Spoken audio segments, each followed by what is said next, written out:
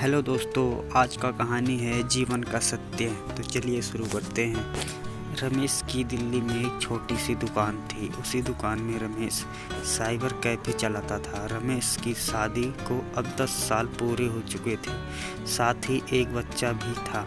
लेकिन ज़िंदगी में अब पहले जैसी रौनक नहीं थी। सुबह उठो बस लग जाओ पैसे कमाने में। ज़िंदगी अब बहुत व्यस्त हो चली थी। एक दिन रमेश जब दुकान पर गया तो सोचा कि आज मैं शाम को थोड़ा जल्दी घर जाऊंगा।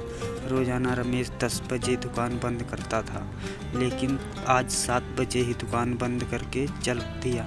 मन में सोच रहा था कि आज पत्नी से खूब बातें करूंगा, फिर खाना खाने बाहर जाएंगे, थोड़ा मन भी बहल जाएगा। रमेश जब घर पहुंचा तो श्रीमती उनको देखकर बड़ी खुश हुई।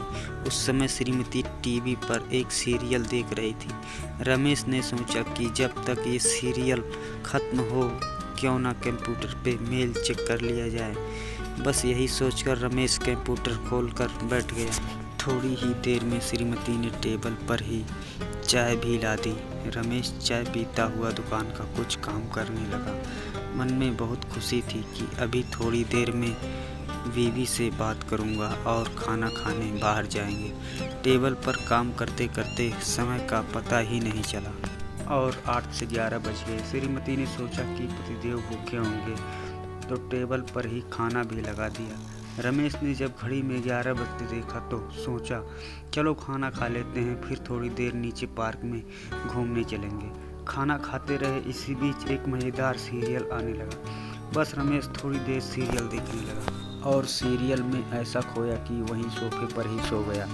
अचानक थोड़ी देर में आंखें खुली तो आधी रात हो चुकी थी। श्रीमती भी बेडरूम में आराम से सो चुकी थी। मन में बहुत ज़्यादा अफसोस हुआ कि मैं क्या सोच के आया था, आज गपशप करेंगे और खाना खाने बाहर चलेंगे, लेकिन समय ही नहीं मिला। दोस्तों, हमारी भागदौड़ भरी ज़िंदगी में कुछ ऐसी ही हो चुकी है।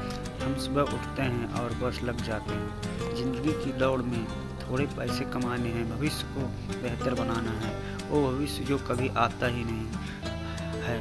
हम आज भी वर्तमान में जी रहे हैं और कल भी वर्तमान में ही जिएंगे। केवल यही समय हमारे पास है जिसमें हम अपनी ज़िंदगी को बेहतर बना सकते हैं। ना बीते समय पर आपका अधिकार है, ना ही आने वाले समय पर, लेकिन वर्तमान पर आपका पूरा अधिकार है। ज़िंदगी जी भर के जियो यारो, क्या पता कल हो ना हो। दोस्तों, ये स्टोरी आपको पसंद आया हो तो अपना कमेंट लिखना ना भूलें। नीचे कमेंट बॉक्स आपका इंतज़ार कर रहा है। धन्यवाद।